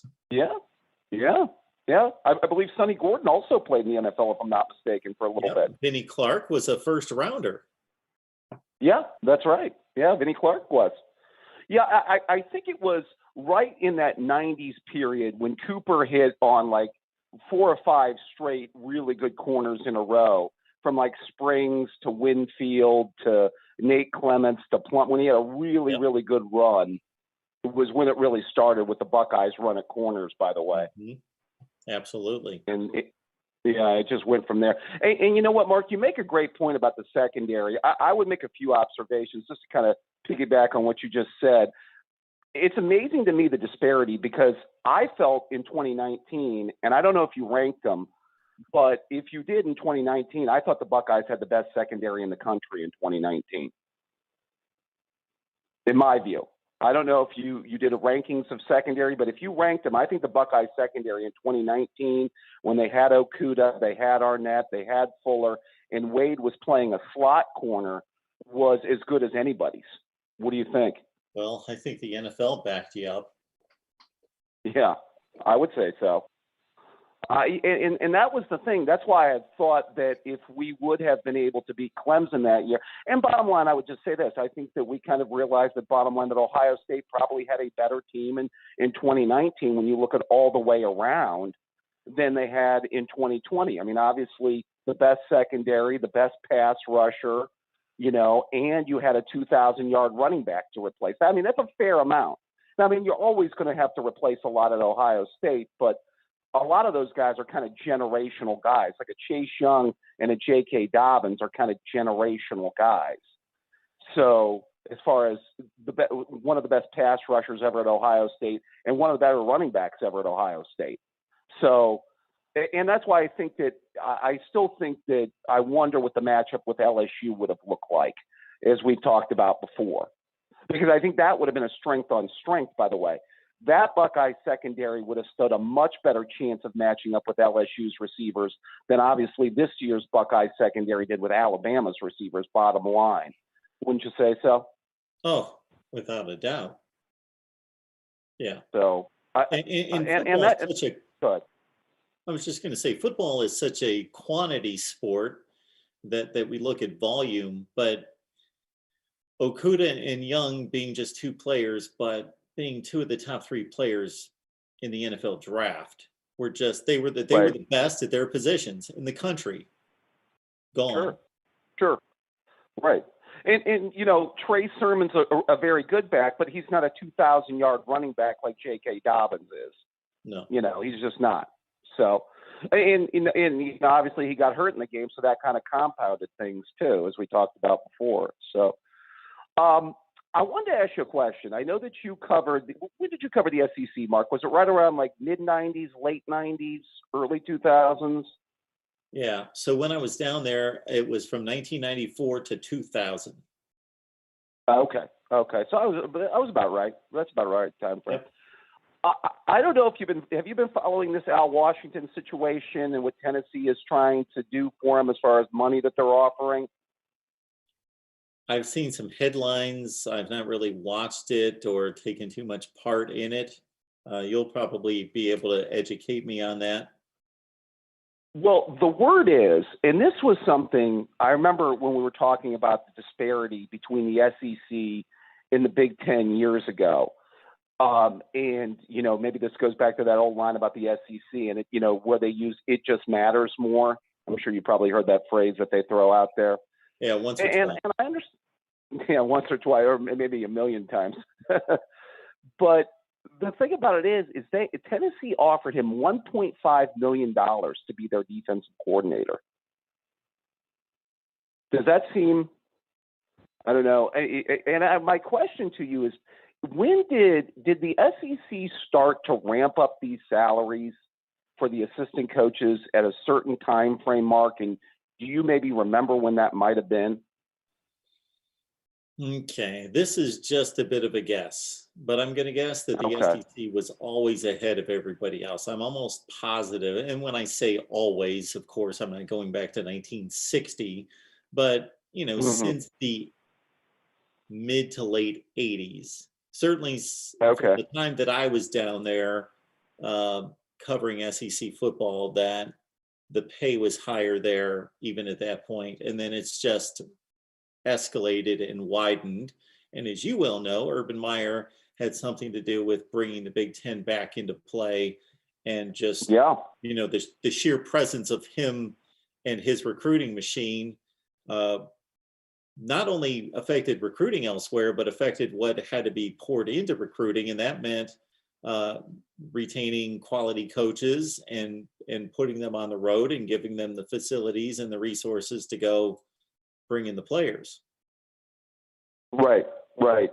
Well, that was the thing about it being. I had first heard this somewhere right around early 2000s during the Tressel era, is that kind of the disparity between the SEC salaries and for assistant coaches, and then what the Big Ten coaches were getting paid at that particular period of time. And I know that you were down there covering it, so I thought maybe you might be able to have. You might remember when that had transpired. And obviously, facilities is also a really good point. When a program invests in their facilities, and I know you probably I think you talked about this before with Pigskin Pete. You can see the teams that spend the money on the facilities, that spend the money in the coaches, and that really invest in it. And a lot of times that transitions towards results. And you're right. The Big Ten had to come up, and I think to a great degree it did come up during the Urban Meyer years. Wouldn't you say? I mean, I think some of the results on the field probably back that up. Yeah, Michigan State was already in the process of upgrading, and Penn State. It's difficult to evaluate Penn State because they were going through what they were going through. So we don't know what would have happened had they not had to go through that, but they certainly bounced back quickly with the help of the NCAA backing off and Bill O'Brien. Not to make too much of an example out of one coaching hire, but just look at what Brett Bielema was making at Wisconsin, which was a top 3 to 4 program in the Big Ten, to go to Arkansas and make like another $1.2 million, $1.3 million at a program that was 10th, 11th in the SEC. Right. Well, I mean, obviously, Jimbo Fisher is the greatest example right now. I mean, how much did they fork over for him to get him away from Florida State? Yeah. That's so. I wanted to get to the Steve Dace commentary. I did listen to you a little bit on that, and I wanted to ask you about that. Did he say, and I want to make sure that I quoted him correctly, that their roster, is it according to maybe the 24/7 Sports Composite, did he say it was a top 6 roster going into 2021? Yep. It is the 6th most talented roster. Okay. That's according to the 24/7 Sports Composite? Yes.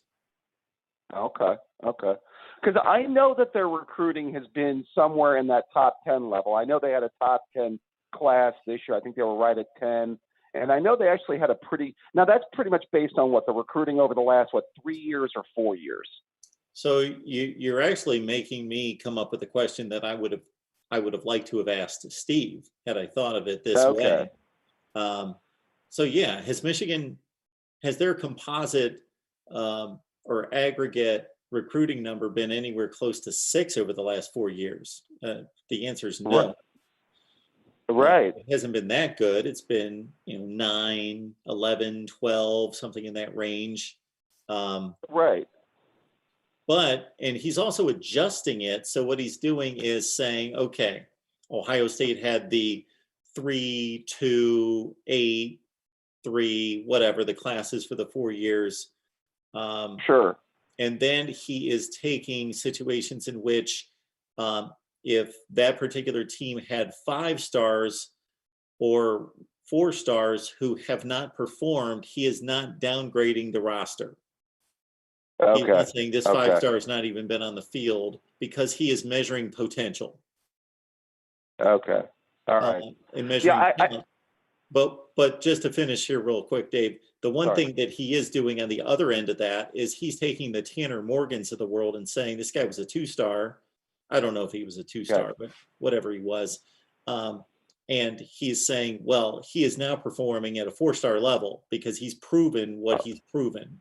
And so got it. He's proven not to be a 2-star. He's proven to be a 4-star. So he upgrades the roster based on that. Got it. Okay. I see where he's coming from, because we had a Chris Olave who was a 3-star recruit when we got him, but is obviously performed a lot better than a 3-star recruit level on the field as far as production goes. But so, I get to your point, David, and I think this is your point, sorry to cut you off, is that No, go ahead. It doesn't seem to add up to a number 6 because if anything, they've underachieved. Yeah. That's a good point, because how many of those, let's say, 4-stars have played at a 4-star level, and have they had any 3-stars that have come up to play at a 4-star kind of level, for that matter? On top of it, I could understand if he's evaluating Wisconsin and their average recruiting rank is 35, but they've outplayed that, so they've risen to 16. Right. Yeah, I mean, when he said top 6, I follow recruiting enough to know where their recruiting rankings rank the last few years, and I was thinking maybe 9 or 10 is about right, but 6 seemed a little bit high when he had said it. But now that you mention his rationale for it, I can kind of see where he's coming from. Although your point is well taken, Mark. It doesn't seem like they've had very many 3-stars that have performed at 4-star levels there. And, he's always said that, and I do tend to agree with him. Their player development has not been really good. I know Shea Patterson, if I'm not mistaken, when they recruited him, was he not a 5-star recruit? Yes. Okay. Yeah. I mean, there's another example of a player that probably never performed close to that level. Although I do wonder with Patterson, Mark, and he mentions coaching, I wonder if Patterson would have had like a Lincoln Riley coaching him, how much better he would have been there, or if he was just an underachiever as he was. Yeah, and I also wonder, going back to Steve's system, how is he evaluating that? Okay, Shea Patterson's a 5-star coming in to college football. He doesn't perform at a 5-star level, but he was a starting quarterback in Michigan. He's putting up good statistics. I don't know if he's ranking him as a 4-star. Right. Yeah, I mean, would you downgrade his stats from a 5-star to where he's performing at a good level, but certainly not at a great level? Yeah. Correct me if I'm wrong, I don't even think he was drafted. No. Yeah. Nope.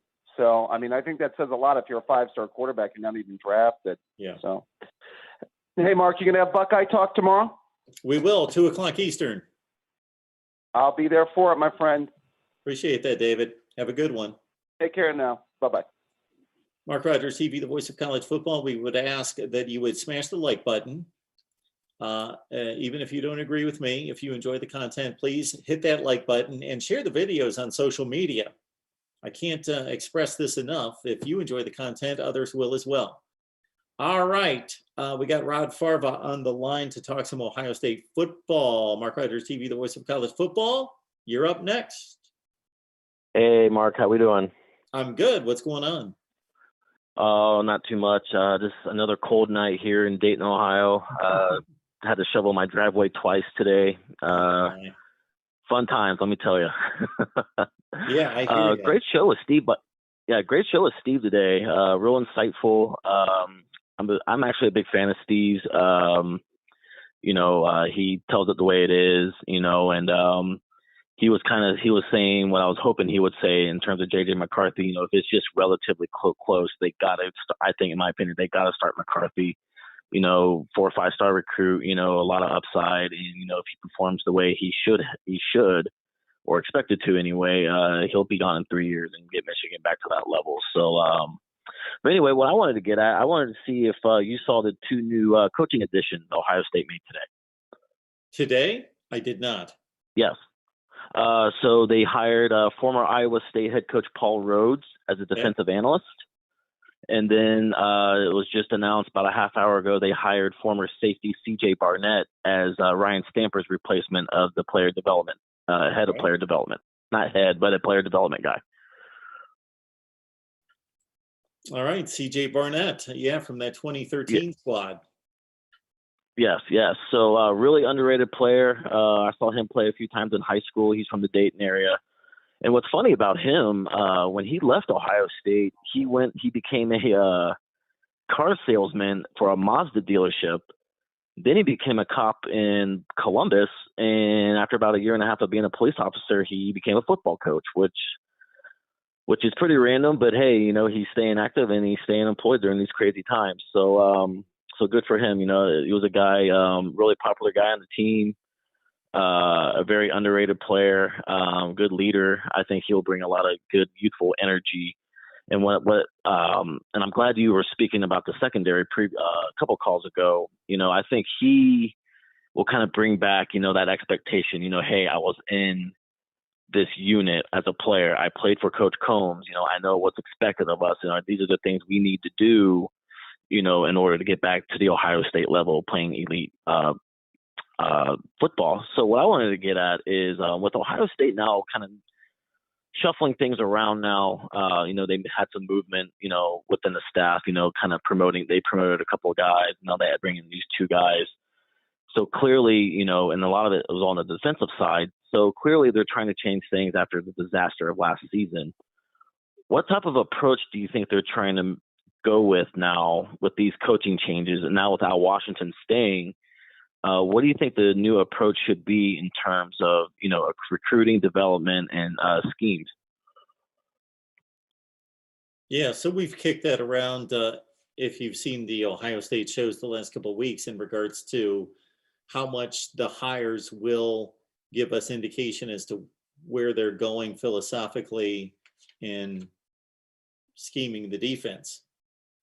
So that would be up to, if you believe in that theory that the hires are giving us indication, then what we see out of Paul Rhodes, now Christian Bryant, that doesn't give us any indication. He's not going to have a say so.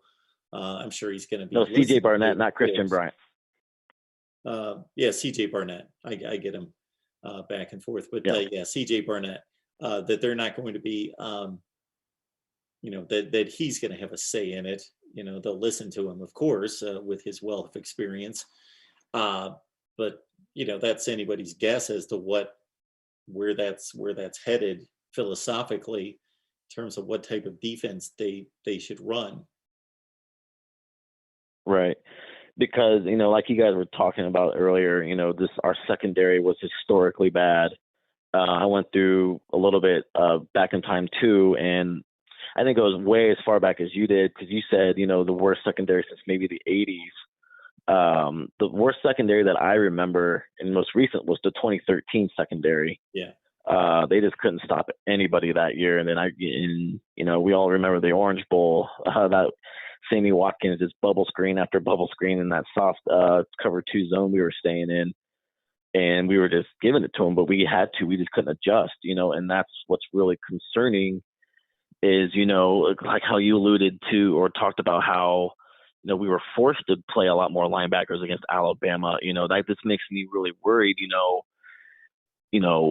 Why are we recruiting guys that we don't trust? What's going on in the development process? Why we don't trust them? And what's really alarming with Ohio State, I would say going back maybe the last 2 or 3 seasons, maybe back to 2018, is we've seen all the other units on both sides of the ball. They develop players very well, a lot of success, but we seem to be seeing more of a decline, especially at linebacker. And now it seems like it's happening in the secondary. Now I shouldn't use the word credit, but I kind of put that on the fact, like how I've mentioned many times, 3 defensive coordinators in 3 years, trying to learn all these different types of schemes in 3 years. It's just torture. However, it's still alarming to me though, that we don't have the players, that are good enough to kind of transition into that much more smooth. And it seems like we're doing these players a great disservice by constantly changing schemes. And now, I'm not really sure what to expect after, this coaching change. So what do you think? Do you think we should just, what glaring thing do you think the secondary needs to change? I think that I don't want to panic too much on behalf of Ohio State fans, but I think it is alarming that the secondary was that bad. But at the same time, as I pointed out earlier, I do think that it was a perfect storm in regards to the pandemic with the lack of reps and the injuries, and then the NFL defections being more egregious, more plentiful than they have been in other years. Mm-hmm. Now that's no excuse, and that almost depicts when when I was asked the question, what was the difference between Alabama and Ohio State, and did you expect that outcome? And I pointed out how the secondary was just taken advantage of. And as you mentioned, that the schemes had to fit the personnel on the field, and that really put them in a bind. That's to Alabama's credit, that Alabama's not making excuses about, well, we lost a running back, or our secondary, we lost 3 NFL players or whatever. They're just reloading and the next guy up, and they continue to roll. But I do think that they got behind the 8 ball with the pandemic, with the NFL defections, and with the injuries all coming together at one time. And with the lack of reps, the 7 games played, or the 5 games played in the regular season. On top of the Big Ten being indecisive of what to do this season. Yeah, they didn't know who to trust at that point. They didn't have enough reps in and enough games to know who to trust. Mm-hmm. Yeah, no spring with the brand new defensive coordinator, even though he was a familiar coach. That's crucial. But fortunately for us, our brand is still pretty strong. We still have that reputation of being DBU, and I think we made up for it in our recruiting with the DBs we have coming in, not only this year but next year as well. Really excited about a lot of these players, and I'm not opposed to getting them on the field right away. I just want to get these guys' feet wet. I mean, I'm all for throwing players to the wolves, because freshmen nowadays, with all these camps and how the game has evolved, I think we're seeing more and more freshmen are more ready to play now more than ever, as opposed to 10, 15 years ago, where it was almost a given. If you weren't ready to play, you were going to redshirt. Now, if you even use that word redshirt in the recruiting process, it's almost a death sentence. That player is not even going to acknowledge you anymore. So what I would like to see, is just kind of a more, I really don't understand what the technique is what I'm kind of getting confused with, because it seems like when I see guys like Shaun Wade really struggle in man coverage when he was so good in the nickel, was it something they were changing, or was it just his technique? Because in my personal opinion, I think he's another Malcolm Jenkins corner in college, but he's a safety in the NFL. That's who I think. I think he's an all-pro safety. I do not think he'll be a good corner in the NFL. That's just my personal opinion. Yeah. But I would like to see, them try to kind of go after a more physical, long type of corner. Put guys like that on an island, and then maybe more. And I would like to see Day kind of cement a defensive scheme. I mean, I know that's hard to do in college, because good coaches base their schemes off their talent. However, I would like to see, because look how they did with Hafley in the 1 high. Ohio State went from a fairly bad defense in 2018 to an elite defense overnight. And that's where it's the head scratcher. Why was the defense struggling so bad in, say, like 2017, 2018, and then with the new coach they were elite, and then they come back to 2020 and they were bad. I mean, now, granted, again, a lot of those factors, no spring and all that, but I don't understand why it was that bad.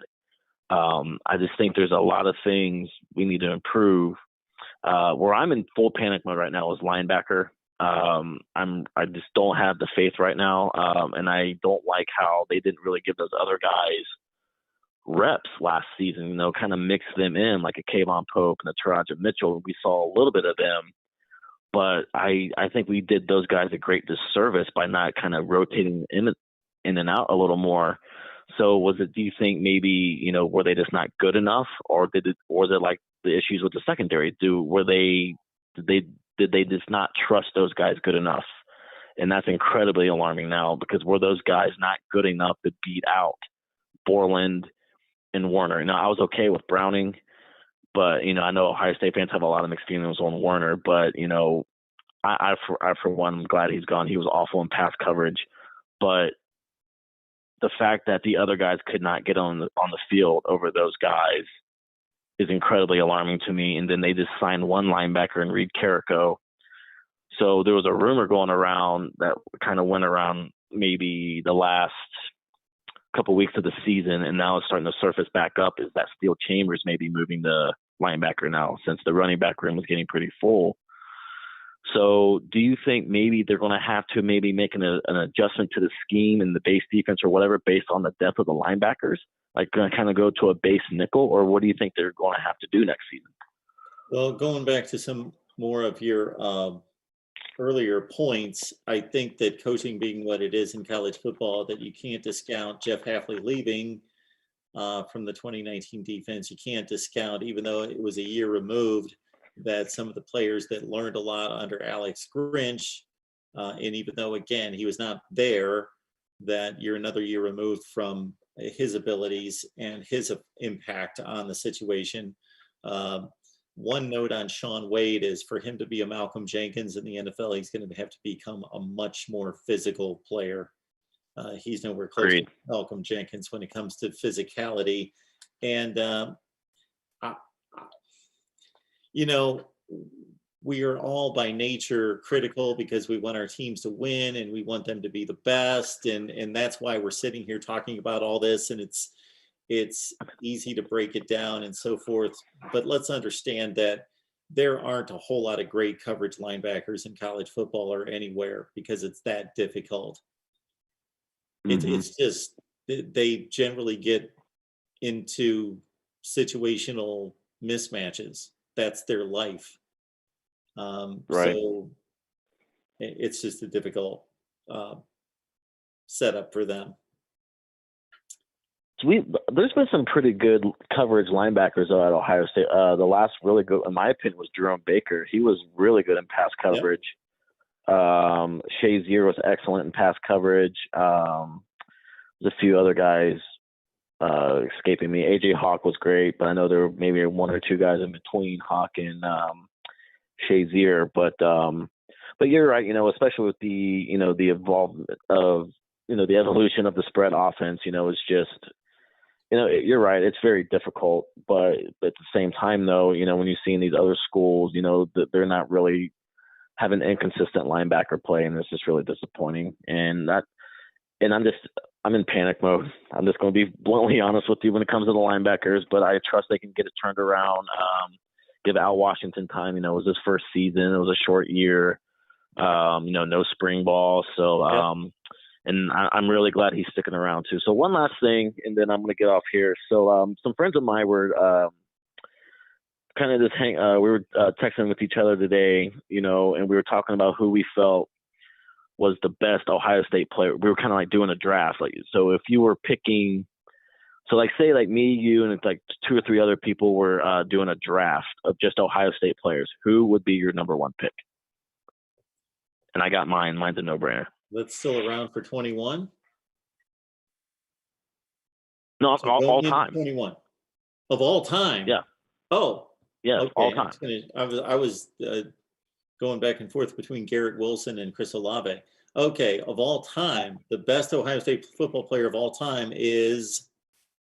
No, I'm saying if you were drafting a team, who would be your number one pick if you were starting a team of just Ohio State players? Okay, well, quarterback's the most important position, but that's also the weakest position in the history of Ohio State football. So there's no quarterback that I would want, that I wouldn't think, okay, I can get a quarterback a little bit later, maybe. So that's it's kind of a difficult situation based on that fact in and of itself. It's not like, if this was another school. Ohio State's so void of great quarterback play in its history compared to all the other positions, it's not funny. So I'm going to say off the top of my head, Orlando Pace. Yep, that was my first pick too. You know what's really sad about the history of Ohio State quarterbacks in the league? Probably the most successful Ohio State quarterback in the NFL, at least in recent memory, was probably Tom Tupa. I'll say Tom Zach. Well, I'm just saying because Tupa had a long career in the NFL. Yeah. You know what I'm saying? That in that aspect. So, and that's what's Tom Zach wasn't hateful. He was. He threw for more yardage in his career than anybody else. That's my yeah. Yeah. Off the top of my head, yeah. Now, my quarterback would be my personal all-time favorite is still Bobby Hoying. He's still my all-time favorite quarterback. That was such a great team. I believe Walt Harris was the offensive coordinator on that team. Sure. We had, that offense was loaded. Terry Glenn, Eddie George, obviously, Pace, Ricky Dudley. Also, John, back when Ohio State used multiple tight ends and actually threw to multiple tight ends. What a different time we're in now, huh? Absolutely. Rod, we appreciate the call. All right, Mark. Thank you so much for that. All right, Mark. Take care. Take care. All right. One more tonight. We're going to our next phone call, and this person is the finale of the night. Who do we have on the line? It's me, Braden Lynham. Hey, how's it going? It's going good. What you got on your mind tonight? All right. I know you talk about college football, but I just want to bring a little college basketball in this show. We don't talk about college basketball, so there's no reason to talk about college basketball. All right. Well.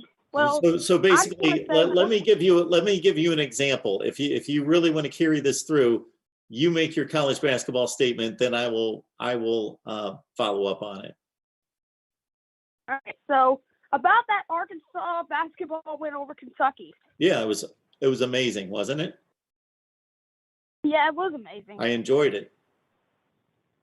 Yeah. Nolan Richardson can got that steal to end the game. Lee Mayberry had an amazing game. Yeah. Well, enough about that. Now I want to talk about college football. Oh, okay. Okay. I want to say, will 2021 affect Tennessee football? Will 2021 affect Tennessee football? What do you think, Bobby? Yeah. In what way? In what way? In what way? Yeah. Well, Tennessee football has been struggling for the past 3 years with Jeremy Pruitt. But we're coming back. We're back. Are we back yet, Mark? I don't know if we're back yet. Only been struggling for 3 years because you've been watching college football for 3 years. If you'd been watching for 7 years, it's been 7 years or 13 years. Try 15. Yeah, I think we're in that range. 07-ish. Yeah. Yeah.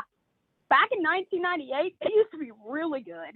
98. Yep. 01, they had a good team. Had a good team in 03, and that was near the end. And they were crushed in Arkansas.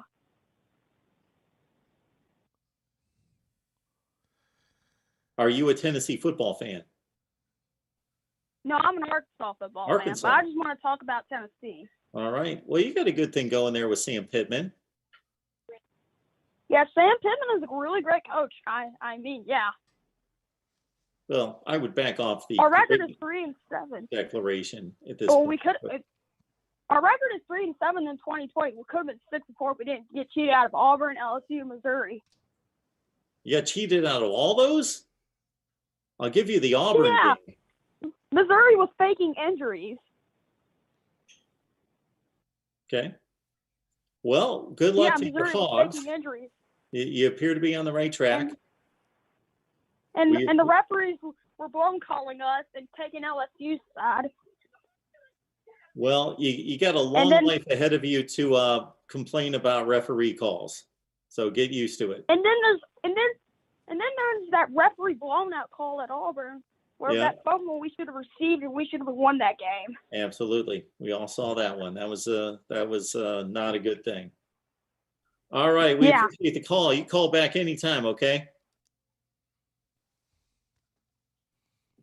Very good.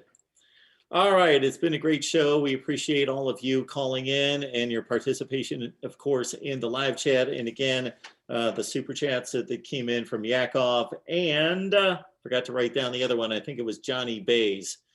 So again, Mark Rogers TV, the voice of college football. We'll be back. Our next live show is tomorrow afternoon. That's Thursday at 2:00 Eastern time, talking Ohio State Buckeyes live. We will see you then. Bobby, great show. Appreciate you keeping me on the rails. Great job. It was a great show. I like the way the last caller wanted to talk about Tennessee, and he was an Arkansas fan. That was great. That's probably the caller of the show. that was it, and wanted to talk some college hoops. I just wasn't up to it. All right, everyone. We'll see you soon.